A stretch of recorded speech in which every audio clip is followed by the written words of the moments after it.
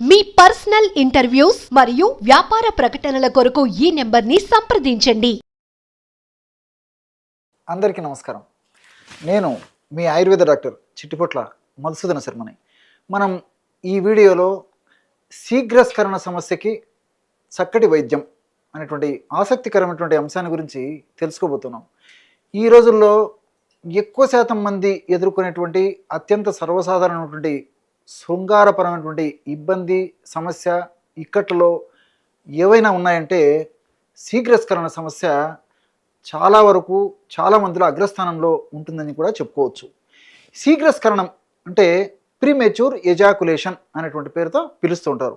అంటే premature ejaculation అనేటువంటి అర్థం ఏంటంటే పురుషునికి స్తంభన జరిగిన తర్వాత అత్యంత శీఘ్రంగా వెంటనే సత్వరమే తన కంట్రోల్లో లేకుండా స్ఖలనం అంటే వీర్యం స్ఖలనమైపోయి ఇద్దరికీ అసంతృప్తి జరిగేటువంటి పరిస్థితి ఏదైతే ఉంటుందో దాన్నే శీఘ్రస్ఖలనం లేదా ప్రీమెచ్యూర్ ఎజాకులేషన్ అనేటువంటి పేరుతో సర్వసాధారణంగా పిలవచ్చు. ఈ యొక్క ప్రీమెచ్యూర్ ఎజాకులేషన్తో బాధపడేటువంటి వాళ్ళ బాధ వర్ణాతీతం. సరే, నేను ఈ యొక్క శృంగారానికి సంబంధించినటువంటి సమస్యలకు సంబంధించి ఎడ్యుకేషన్లో భాగంగా అవగాహన నిమిత్తము కొన్ని విషయాలు తెలియజేయడం జరిగింది. అంటే ప్రతి ఒక్కరూ జీహధర్మాల్లో భాగంగా శృంగార ప్రక్రియలో భాగంగా ఇవన్నీ కూడా ఒక ఎడ్యుకేషన్లో భాగంగా అవగాహనలో భాగంగా ప్రతి ఒక్కరూ కూడా తెలుసుకోవాల్సింది. కాబట్టి ఈ తెలుసుకోవాల్సినటువంటి అంశాల్లో భాగంగా కొన్ని విషయాలు నేను తెలియజేయడం జరిగింది. ఈ వీడియోలో కూడా మరొక అంశాన్ని ప్రస్తావించి తర్వాత శీఘ్రస్ఖలన సమస్యకి ఎలాంటి వైద్యం చేసుకోవాలో కూడా తెలియజేస్తాను. శృంగార ప్రక్రియలో 3 భాగాలు ప్రధానంగా ఉంటాయి.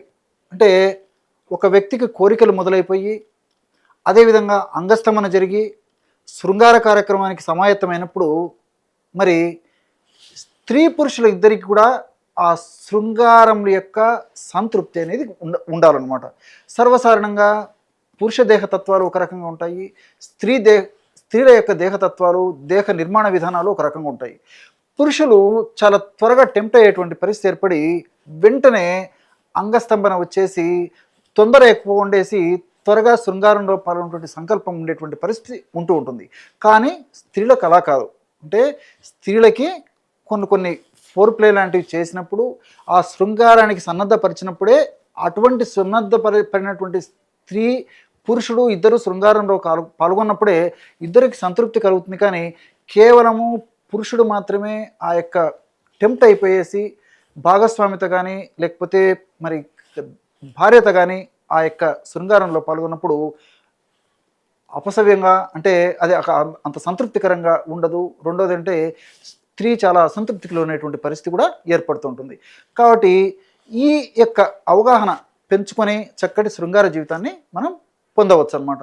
ఎలాగంటే శృంగారంలో ముఖ్యంగా అంగస్తంభన జరిగిన తర్వాత 3 ప్రధాన పాత్ర వహిస్తాయి. అంటే four play, in play, out play.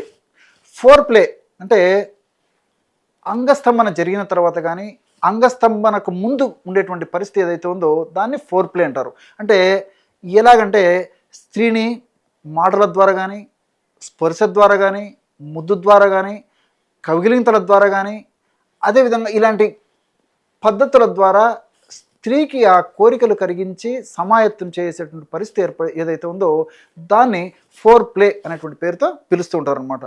సరే, ఈ ఫోర్ ప్లే కొంతసేపు చేసిన తర్వాత రెండవది ఇన్ ప్లే. అంటే అంగస్తంభన బాగా జరిగేటువంటి పరిస్థితి ఉంటుంది. కాబట్టి అంగస్తంభన బాగా జరిగిన తర్వాత అంగప్రవేశం చేయాల్సినటువంటి పరిస్థితి ఉంటుంది అనమాట.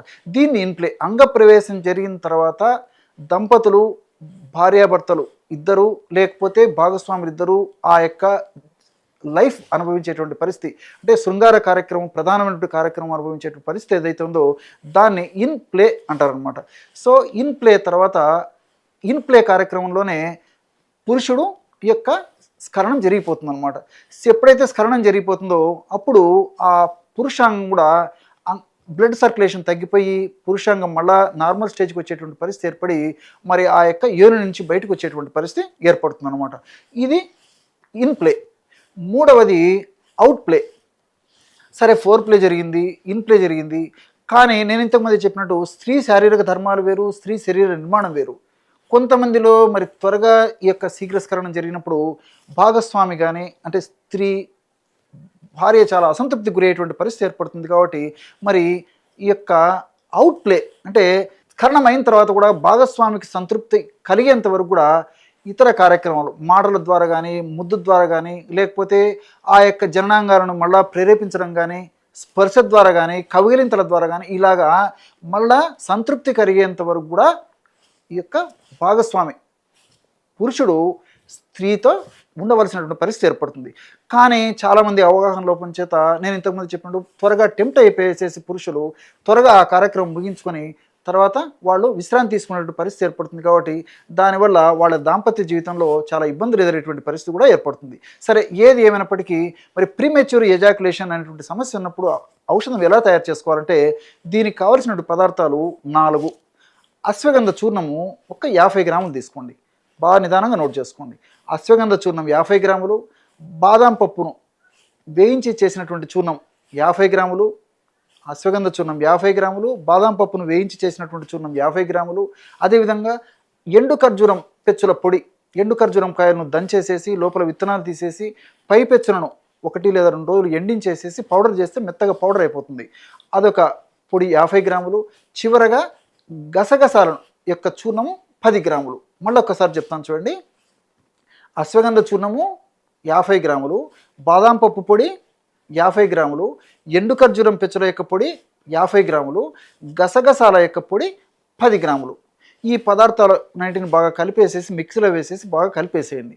ఆ విధంగా తయారైనటువంటి ఆ యొక్క పౌడర్ ఏదైతే ఉందో దాన్ని తీసుకొని ఒక గాజు సీసాలో నిల్వ ఉంచుకొని రోజు రాత్రి పడుకునేటప్పుడు 1 కప్పు గోరువెచ్చని పాలల్లో 1 టీ స్పూన్ అంటే ఒక 5 గ్రాములు ఈ యొక్క చూర్ణాన్ని కలిపేసి సేవిస్తూ ఉండండి. ఈ విధంగా క్రమం తప్పకుండా రోజు ఒక్కసారి ఈ యొక్క ఔషధాన్ని ఈ పద్ధతిలో వాడుకోవడం వల్ల చాలా సమర్థవంతమైనటువంటి ఫలితాలు ఈ శీఘ్రస్ఖలన సమస్యలో కలుగుతాయి. అంటే ఆ శీఘ్రస్ఖలన సమస్యలో ఈ నరాల బలహీనతగా ఉండడము, ముఖ్యంగా జననావయవాల్లో ఉన్నటువంటి నరాల శక్తి తక్కువగా ఉండడం వల్ల ఈ యొక్క సమస్య కలుగుతుంది. కాబట్టి నరాల యొక్క మంచి శక్తిని ఇచ్చేందుకు ఉపయోగపడుతుంది.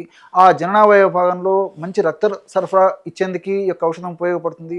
అదేవిధంగా శీఘ్రస్ఖలనం కాకుండా చాలాసేపు కంట్రోల్ ఉంచుకునే అంతటువంటి శక్తి కూడా వచ్చేందుకు ఈ యొక్క ఔషధం ఉపయోగపడుతుంది. స్ఖలనం జరిగినప్పుడు స్ఖలనంలో ఎక్కువ ప్రమాణంలో ఈ వీర్యం ఉత్పత్తి అయ్యేందుకు, విసర్జితమయ్యేందుకు ఈ యొక్క ఔషధం ఉపయోగపడుతుంది. అదేవిధంగా చాలా సంతృప్తికరమైన ఇది కూడా ఆ యొక్క వ్యక్తికి ఉండేదానికి కూడా అవకాశం ఏర్పడుతుంది. అంటే స్ఖలనమైన తర్వాత కూడా ఆ శృంగారాన్ని అనుభవించినటువంటి సంతృప్తి కూడా కలిగేటువంటి పరిస్థితి ఏర్పడుతుంది.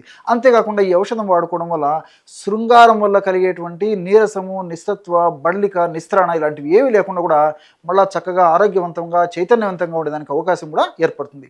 చూశారు కదా, ఇటువంటి సులువైనటువంటి ఔషధ యోగాన్ని ఈ ప్రీమెచ్యూర్ ఎజాకులేషన్ లేదా శీఘ్రస్ఖలన సమస్య అనేటువంటి యొక్క సమస్య తగ్గేందుకు మీరు ఈ వీడియోలో తెలుసుకున్నారో.